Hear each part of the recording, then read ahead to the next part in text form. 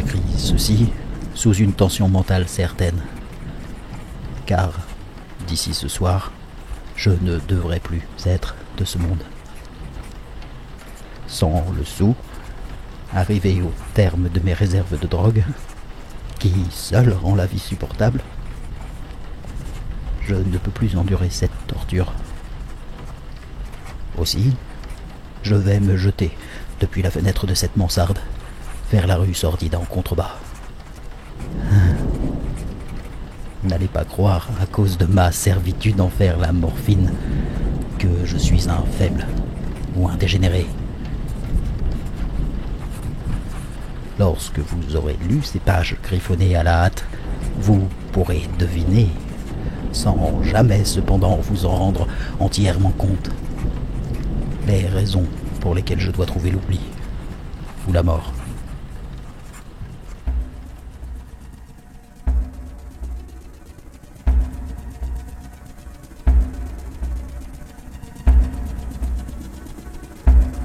Dagon par Howard Phillips Lovecraft. Traduction Antoine Delapina. Illustration Arnaud S. Magnac. Donneur de voix TLT.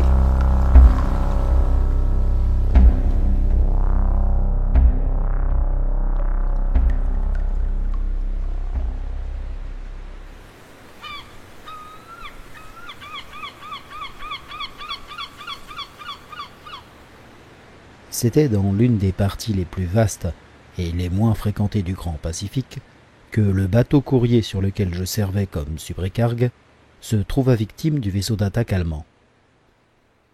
La Grande Guerre en était alors à son commencement, et les forces de la marine Boche n'avaient pas encore atteint leur dégradation subséquente. Ainsi, notre navire devint une belle prise, tandis que nous autres, membres de son équipage, étions traités avec toute la justice et la considération dues aux prisonniers en mer. Si généreuse d'ailleurs fut la discipline de nos ravisseurs, que je parvins, 5 jours après notre capture, à m'échapper seul, dans une barque, avec assez d'eau et de provisions pour une bonne durée. Quand je me trouvai enfin libre et à la dérive, je n'avais qu'une vague idée de l'endroit où je me situais. Piètre navigateur, je ne pouvais que vaguement deviner, grâce au soleil et aux étoiles, que je me trouvais quelque part au sud de l'équateur.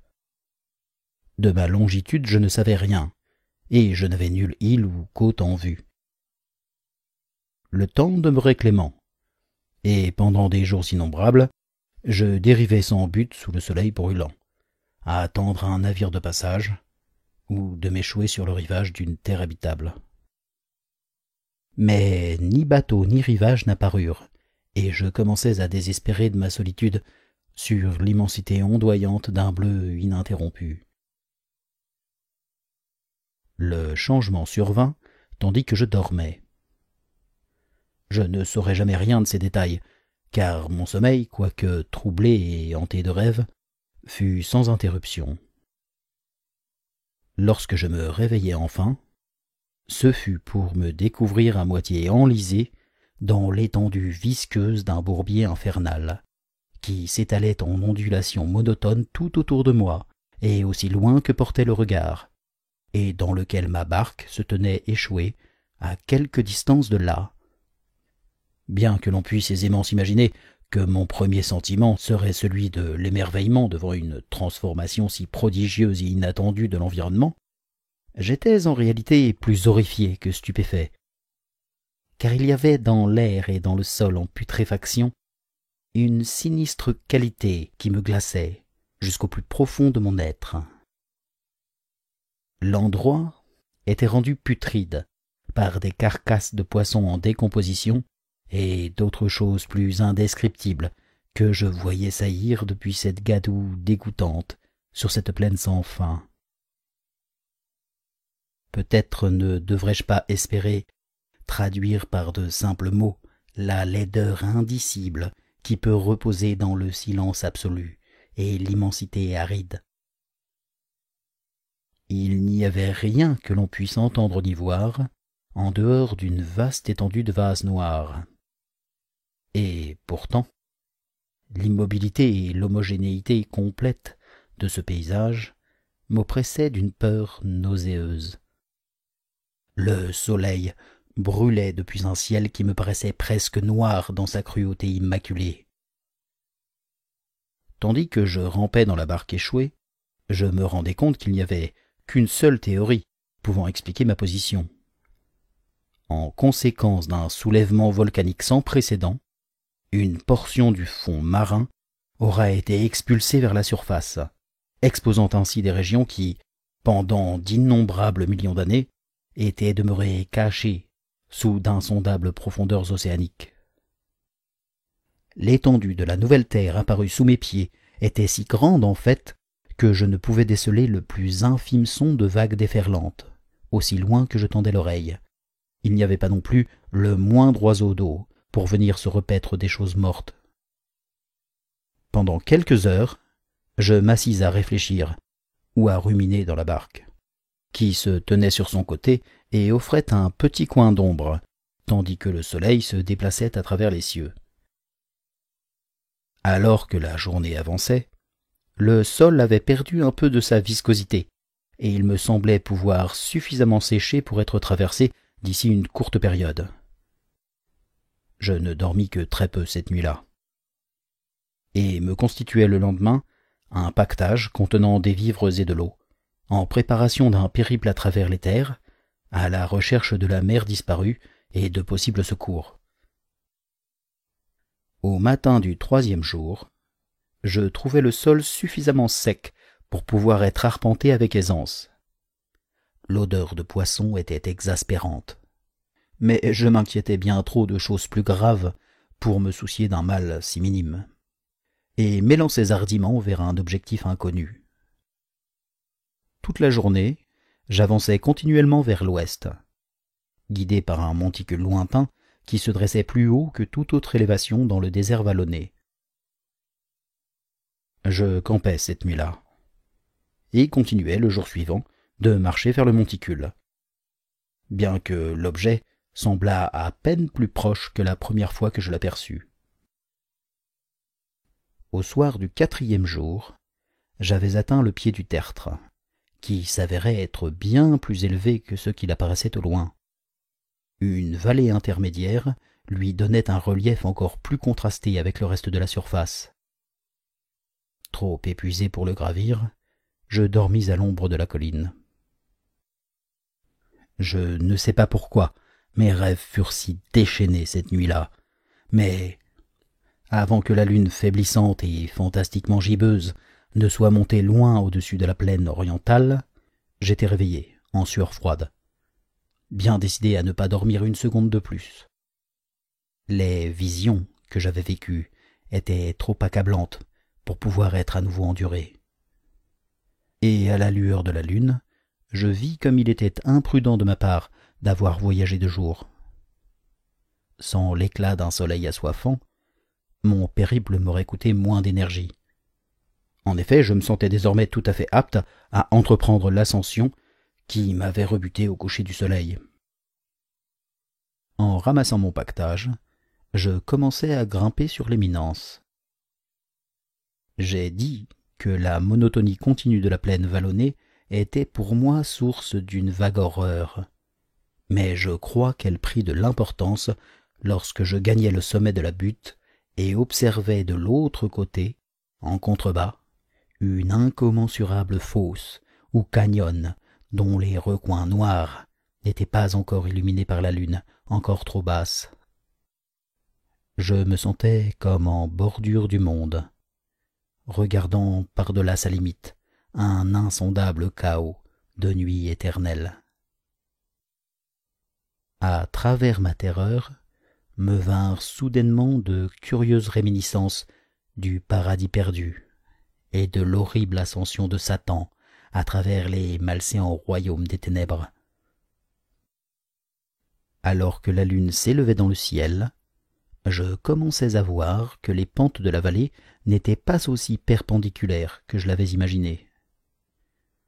Les saillies et les affleurements rocheux offraient de bonnes prises pour une descente, tandis qu'après un dénivelé de 30 mètres, la pente devenait très graduelle. Poussé par une pulsion que je ne pourrais analyser avec exactitude, je m'avançais avec difficulté vers les rochers en contrebas, puis me tins encore au-dessous, sur la pente plus douce, contemplant les abysses stygiens que nulle lumière n'avait encore pénétrés.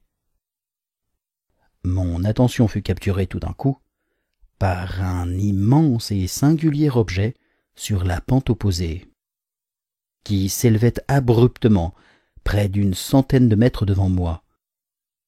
Un objet au reflet blanchâtre, sous les rayons que lui conférait depuis peu la lune ascendante.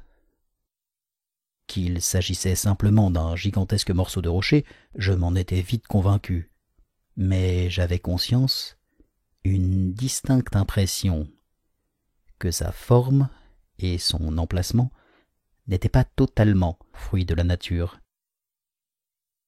Une inspection plus rapprochée m'emplit de sensations que je ne puis exprimer, car, en dépit de sa gigantesque échelle et de son positionnement dans un abysse qui avait sommeillé au tréfonds des océans depuis l'enfance du monde, je perçus sans le moindre doute que l'étrange objet était un monolithe bien sculpté, dont le volume massif avait connu l'action et peut-être l'adoration de créatures vivantes et intelligentes.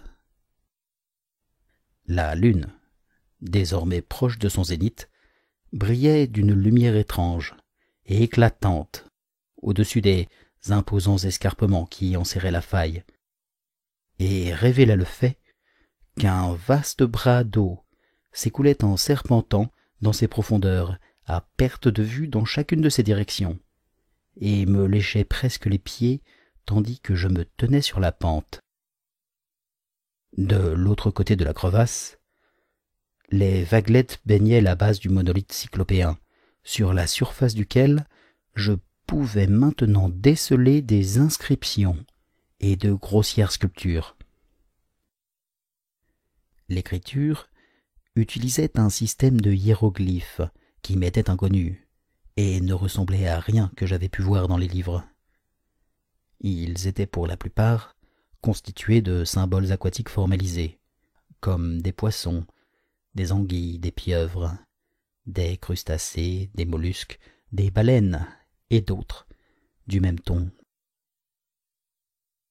Quelques caractères représentaient à l'évidence des choses marines inconnues du monde moderne, mais dont j'avais observé les corps en décomposition sur la plaine sortie de l'océan.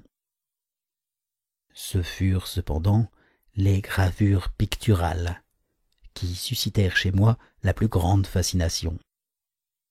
Parfaitement visible de l'autre côté de l'eau, grâce à sa taille gigantesque, se dressait une rangée de bas-reliefs dont les sujets auraient stimulé l'envie d'un doré.